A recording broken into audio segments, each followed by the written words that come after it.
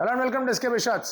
4 రోజుల్లో world cup ఉంది కాబట్టి మనం కుదిరిన టీమ్స్ గురించి కూడా మాట్లాడుకునే ప్రయత్నం చేద్దాం. ఈ టీమ్ స్క్వాడ్స్ ఎలా ఉన్నాయి, వాళ్ళ 11 ఎలా ఉండబోతుంది, ఇంజరీస్ ఏమైనా ఉన్నాయి, ఏంటి పరిస్థితి అని. అండ్ అందులో మొదటిగా one of the top contenders in this world cup Australia గురించి మాట్లాడుకునే ప్రయత్నం చేద్దాం. ఎస్, కొన్ని చేంజెస్ ఉన్నాయి. వాళ్ళు ప్రకటించిన స్క్వాడ్ కి, ఆ తర్వాత వాళ్ళు మాడిఫై చేసుకున్న స్క్వాడ్ కి కొన్ని ఇంజరీస్ కూడా వాళ్ళని ఇబ్బంది పెట్టే పరిస్థితులు కనిపిస్తూ ఉన్నాయి. But still I feel they got a very strong team. వాళ్ళ గురించి మాట్లాడుకునే ప్రయత్నం చేద్దాం. Let's get start. ఆస్ట్రేలియా ప్రకటించిన టీంలో of course Short has withdrawn, Pat Cummins has withdrawn, Nathan Ellis కి చిన్న నిగిలేదో అంటున్నారు, Josh Hazlewood early part of the T20 world cup order అని చెప్తూ ఉన్నారు. సో ఇలా కొన్ని కన్సర్న్స్ అయితే ఖచ్చితంగా కనిపిస్తున్నాయి ఆస్ట్రేలియాకి. బట్ ఇఫ్ జాష్ అండ్ అలాగే ఎలిస్ వీళ్ళిద్దరు కూడా ఫిట్ అయిపోయారు అండ్ వీళ్ళిద్దరు రెడీగా ఉన్నారు at least by super 8 stage, if they are ready, then I think it's a very strong team to beat. దానికి కారణాలు కూడా లేకపోలేదు. అఫ్ కోర్స్ మీరు పాకిస్తాన్ తో మ్యాచ్లు చూసేసి ఇదేంది 96 ఆల్అౌట్, 108 ఆల్అౌట్, వీళ్ళ బెదరగొట్టేది వీళ్ళ అదరగొట్టేది అని డౌట్లు రావచ్చేమో కానీ, బట్ ఐ థింక్ ఎప్పుడు కూడా ఆస్ట్రేలియాని అండర్ ఎస్టిమేట్ చేసే దుస్సాహసాలు చేయకూడదు. అండ్ 2007 వరల్డ్ కప్ ముందు కూడా ఇలాంటి ఒక క్లీన్ స్వీప్ సిరీస్ లో జరిగేవాళ్ళు. ఆ తర్వాత అందరిని కూడా పడుకోబెట్టారు. సో నెవర్ డిస్కౌంట్ ఆస్ట్రేలియా, ఎందుకంటే వాళ్ళ బ్యాటింగ్ చాలా చాలా స్ట్రాంగ్ బ్యాటింగ్. మీరు వాళ్ళ బ్యాటింగ్ ఆర్డర్ గమనించుకుంటే కనుక Mitchell Marsh, Travis Head, Josh Inglis, ఆ తర్వాత మీకు Cameron Green, and then you have మీకు స్టాయినిస్, మ్యాక్స్వెల్. ఏం ఆడతారు, అడపదడప ఆడే బ్యాచ్ కదా అనుకున్నారు కానీ Maxwell in yellow jerseys different boss, జాగ్రత్త పడాలి. స్టాయినిస్ కొంచెం అటు ఇటుగా ఉన్నా కూడా ఒక యూటిలిటీ క్రికెటర్ గా బాగానే హెల్ప్ అవుతాడు అక్కడ. అండ్ దెన్ టిమ్ డేవిడ్ ఏం చేయగలడు అందరికీ తెలుసు. ఆ తర్వాత బార్ట్లెట్ బిగ్ బ్యాష్ లో మంచి ఫామ్ లో కనిపించాడు. అండ్ దెన్ ఎల్లిస్, తర్వాత Josh Hazlewood and Adam Zampa. ఇది it looks like their perfect eleven. అలాగే వాళ్ళకి రెన్షా లాంటి వాళ్ళు ఉన్నారు, తర్వాత కూపర్ కాన్లీ లాంటి వాళ్ళు ఉన్నారు, అండ్ మీకు బెండ్ వార్షెస్ లాంటి వాళ్ళు ఉన్నారు. వీళ్ళందరూ కూడా, అండ్ కునెమన్, వీళ్ళందరూ కూడా ఉన్నారు. వీళ్ళు నలుగురు కూడా ఉన్నారు to get the team going. ఒకటే కీపర్ తో వస్తున్నారు, మేక్ షిఫ్ట్ కీపర్ ఎవరు ఉంటారో మరి చూడాలి. But English will keep wickets. So ఇది చాలా స్ట్రాంగ్ సెటప్ గా కనిపిస్తుంది. ఈవెన్ ఇఫ్ మీకు స్టాయినిస్ కాదు, మాకు ఎక్స్ట్రా స్పిన్నర్ కావాలి అనుకుంటే కనుక Cooper Connolly can come in play. లేదు ఇద్దరు స్పిన్నర్లు, ఇద్దరు ఫాస్ట్ బౌలర్లు, మ్యాక్స్వెల్, మార్కస్ స్టాయినిస్ అనుకుంటే కానీ క్యూనెమన్ కూడా ఉన్నాడు. But considering the situations and all, మనం చెప్పిన 11 దిగుద్ది mostly if they are fit. Actually Australia బలం ఏంటి, అందరు బ్యాటింగ్ అనుకుంటారు, which is absolutely true. But wicket లో కొంచెం సీమ్ కి అనుకూలంగా ఉంది, పడిన తర్వాత బాల్ మూవ్ అవుతుంది అంటే కనుక జాష్ అండ్ ప్యాట్ ఇద్దరు ఉండుంటే ఆస్ట్రేలియా ఆపడం చాలా కష్టమైంది. On a seaming wicket Josh Hazlewood is the toughest bowler to face. Josh fit గా లేడు అనుకుంటే కనుక వాళ్ళ బౌలింగ్ కొంచెం ఇబ్బందికరంగా మారుతుంది. ఇంగ్లీష్ అగైన్ T20 ఫార్మాట్ లో చాలా బాగా బౌలింగ్ చేశాడు. ఇండియాకి అగేన్స్ కూడా ఇండియా వెళ్ళి ఆడిన ఆ 5 T20లో కూడా వాష్అవుట్ అయింది. ఒక 4 ఓడిపోయారు, 3 గెలిచారు.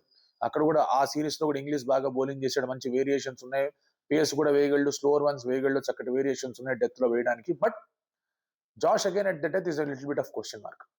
సో జాష్ ని ముందే వేయించేసి ఆ తర్వాత మీరు బార్ట్లెట్ నో లేకపోతే కనుక ఇక్కడ మనవాడి పేరేంటి ఇంగ్లీష్ ను వేసే ప్రయత్నం చేస్తే డెత్ లో కాస్త రన్స్ ఇచ్చే అవకాశాలు కనిపిస్తూ ఉన్నాయి. మ్యాక్స్వెల్ స్పిన్ నిజంగా వర్కౌట్ అవుతుందా, unless they are left handers, especially ఇండియాతో ఆడుతున్నప్పుడు ముగ్గురు లెఫ్ట్ హ్యాండర్ టాప్ లో ఉంటారు కాబట్టి ఇండియాకి అగేన్స్ గా తప్ప పెద్దగా మ్యాక్స్వెల్ దగ్గర నుంచి వాళ్ళకి అంత ఫలితాలు దక్కకపోవచ్చు T20 ఫార్మాట్ లో. అఫ్ కోర్స్ మ్యాక్స్వెల్ వల్లే వాళ్ళకి వరల్డ్ కప్ కూడా వచ్చినది వేరే విషయం కానీ, బట్ అంత ఫలితాలు దక్కకపోవచ్చు. బిగ్ బ్యాష్ లో కూడా అదే ట్రై చేశాడు, 1 ఓవర్ 2 ఓవర్ వేసే ప్రయత్నాలు చేశారు అక్కడ మెల్బర్న్ స్టార్స్ కి ఆడుతున్నప్పుడు.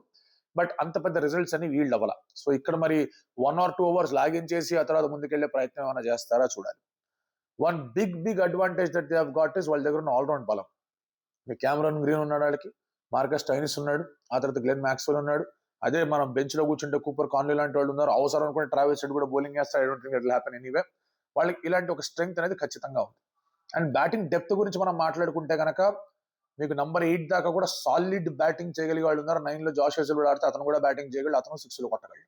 So there is a strong sense of batting Australia దగ్గర ఉంది. ఆ బ్యాటింగ్ డెప్త్ ఉంది వాళ్ళ దగ్గర, బౌలింగ్ లో రిసోర్సెస్ కూడా ఉన్నాయి. 2-3 things will definitely be of concern for them. ఒకటి spin, like how will they face spin. And ఒకవేళ వాళ్ళు డ్రైయర్ కండిషన్స్ లో ఆడాల్సి వస్తే కనుక ఎట్లా ఆడతారు ఆల్రెడీ చూసాం మనం ఏం జరిగిందో. But I think spin will be a major issue. ఈ గ్రూప్ లో వాళ్ళకి ఎటువంటి ప్రాబ్లం లేదు, వాళ్ళకున్న గ్రూప్ లో వాళ్ళని కొట్టేవాళ్ళే లేరు. ఆ తర్వాత వచ్చే గ్రూప్ అనేది చాలా ఇంట్రెస్టింగ్ గ్రూప్ గా మారుతూ ఉంటుంది, ఎందుకంటే అది గ్రూప్ ఆఫ్ డెత్ లాగా కనిపిస్తుంది. సో అలాంటి పరిస్థితుల్లో అక్కడ ఏం చేయగలరు ఆస్ట్రేలియా అనేది it's a very interesting proposition that I have. And batting మళ్ళీ మీరు మాట్లాడుకుంటే గనక మార్ష్ అండ్ హెడ్ వాళ్ళు అదరగొడుతూ బెదరగొడుతూ వెళ్ళారంటే కనుక వాళ్ళు ఆపడం కష్టం అవుతుంది. మనతో ఆడినప్పుడు కూడా that was a league match, అది సెమీఫైనల్ మ్యాచ్ కాదు, మనతో ఆడింది 2024లో. అక్కడ కూడా హెడ్ చాలా బాగా ఆడాడు. Hit took some wonderful catch మార్ష్ని అవుట్ చేయడానికి. అండ్ ఆ తర్వాత ఇంకా స్పిన్ కి వచ్చేసరికి మిగతా వాళ్ళందరూ చతికిల పడుతూ వచ్చారు. ఆ స్పిన్ అనేది definitely an issue. So again spin తో వాళ్ళు కనుక చోక్ చేయగలిగితే చేయొచ్చు. లేదంటే కనుక వాళ్ళ బౌలింగ్ లో ఎక్కడో అక్కడ మిడిల్ ఓవర్స్ లో కానీ ఎండ్ లో కానీ there are certain problems where you can attack. Zampa actually వాళ్ళకి చాలా పెద్ద పెద్ద ఫ్యాక్టర్ అవుతాడు if they need to do well. And Zampa doesn't do well, వాళ్ళ బౌలింగ్ అనేది ఇబ్బందులో పడుతుంది. సో స్ట్రెంగ్స్ మనం మాట్లాడుకుంటే batting depth, complete batting depth ఉంది. ఆల్రౌండర్ స్ట్రెంత్ అనేది చాలా స్ట్రాంగ్ గా కనిపిస్తుంది. అది వీక్నెస్ ఒక రకంగా మాట్లాడుకుంటే కనుక again spill vulnerability middle order లో వాళ్ళు కొంచెం ఇబ్బంది పడచ్చు, మంచి ప్లేయర్స్ ఆఫ్ స్పిన్ వాళ్ళందరూ కూడా. అండ్ డెత్ బౌలింగ్ వచ్చి మనం మాట్లాడుకోవాలి. ఇంకా వాళ్ళకి నిజంగా ఏమన్నా ఇష్యూ ఉంది ఇక్కడ టు ఫిగర్ థింగ్స్ ఏంటంటే if at all Josh is completely not fit, Ellis injury నుంచి రికవరీ అనేది సరైన స్థితిలో జరగట్లేదు. Ellis I think will recover of. Josh recovery అనేది సరైన స్థితిలో జరగట్లేదు అంటే కనుక they have a serious problem. వాళ్ళు సెమీస్కి వెళ్ళకపోతే they'll be very disappointed even without Pat.